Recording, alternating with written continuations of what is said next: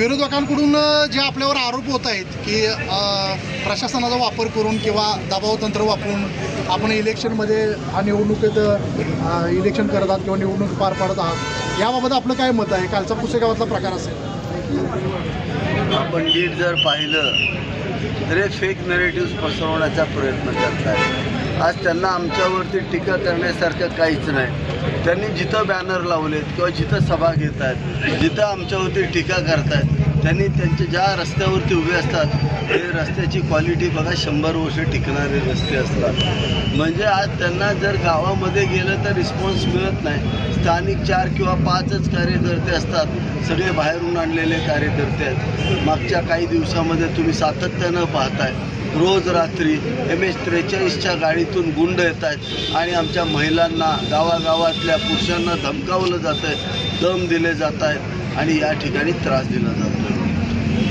जनता खूप संयमी आणि शांत आहे. कोरेगावच्या जनतेनं निर्णय केलेला आहे. जनतेच्या मनात काय आहे ते तुम्हाला 20 तारखेला या ठिकाणी मतदानातून दिसेल.